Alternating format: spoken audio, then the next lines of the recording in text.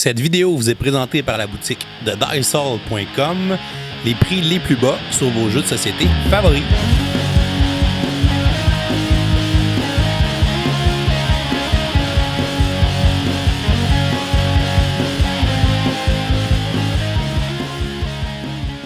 Salut les mini-gamers, bienvenue Professeur Board Game. C'est Bruno, je vais être votre parent accompagnateur.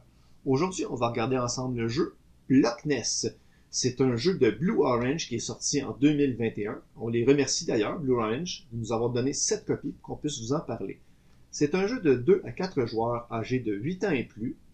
C'est un jeu de Laurent Escoffier qui va se durer de 15 à 20 minutes.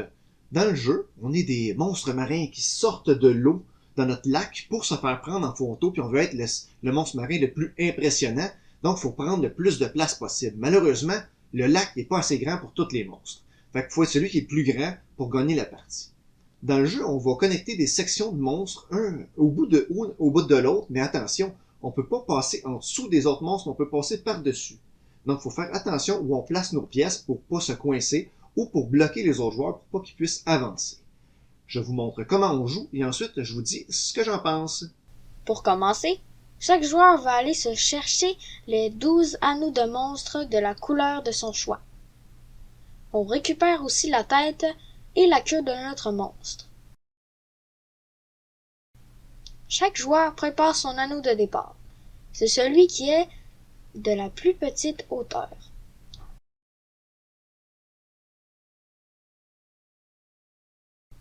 On y fixe la tête et la queue. C'est le joueur le plus jeune qui est désigné comme premier joueur.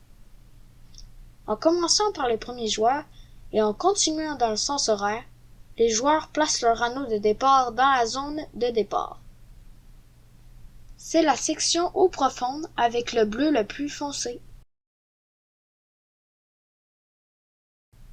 Comme on joue une partie à 2 joueurs, pour les placements suivants, on va aussi se limiter à la zone bleu foncé. À 3 joueurs, on agrandit la zone dans le bleu moins foncé. Et vous l'aurez compris, à 4 joueurs, on peut prendre tout le plateau.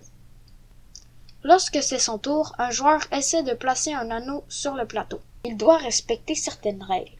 Tout d'abord, le nouvel anneau doit prolonger le monstre en partant des 3 trous qui sont à côté de la queue ou à côté de la tête. Après avoir placé son anneau, on pose le bout de l'extrémité qu'on allonge à la nouvelle extrémité.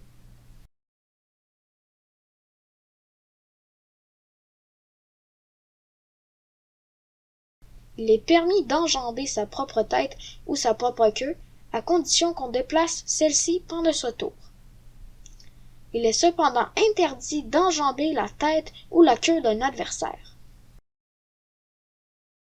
On peut aussi passer par-dessus d'autres anneaux, les nôtres ou ceux de nos adversaires.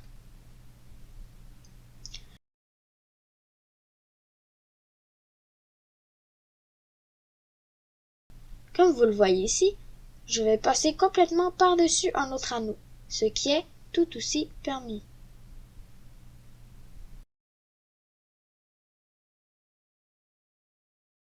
En plaçant le jeu ainsi, vous allez mieux voir pour le reste. On ne peut jamais passer sous un anneau qui est déjà sur le plateau. En penchant un peu les anneaux, on arrive à les placer au bout d'un autre anneau de la même hauteur, mais c'est aussi interdit. Lorsqu'un joueur est bloqué, il passe son tour, mais il pourra être débloqué par le déplacement d'une tête ou queue d'un autre. Si tous les joueurs sont bloqués ou tous les anneaux sont placés, la partie prend fin. On regarde les anneaux restants de chaque joueur, et le joueur ayant le moins d'anneaux gagne la partie. En cas d'égalité, celui dont la tête est la plus haute gagne. Dans notre cas, c'est le joueur vert qui gagne la partie. Si l'égalité persiste, la victoire est partagée. Il existe aussi une variante experte.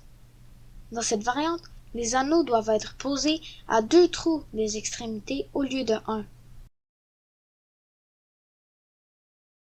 Comme ceci. Ou comme cela, par exemple. Et voilà, c'est comme ça qu'on joue à Loch Ness. Mon père vous revient avec son opinion personnelle. Qu'est-ce que je pense de Loch Ness? Tout d'abord, le matériel, c'est vraiment son point fort. C'est comme magique de regarder tous ces segments de serpents, monstres marins qui s'en mêlent sur le plateau. C'est vraiment beau quand tu vois ça. Le résultat à la fin il est vraiment beau. C'est tout le temps différent, les couleurs qui s'en mêlent, c'est vraiment le fun. Les petites têtes de monstres marins, ils se mettent bien, ils sont pas trop lousses, ils s'enlèvent bien.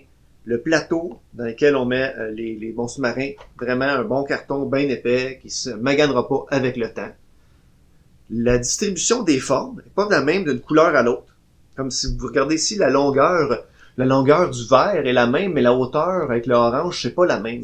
Donc, même si on aime bien ça être les oranges, là, je dis orange de même, là, pour aucune raison, même si on aime bien ça être les oranges, ça vaut peut-être la peine de diversifier un peu les segments, les couleurs qu'on prend. Fait que ce sera pas tout à fait la même stratégie qu'on va adopter. Le placement des monstres marins, comme vous l'avez vu dans les règlements, c'est pas si compliqué que ça et c'est assez intuitif une fois qu'on connaît les règles.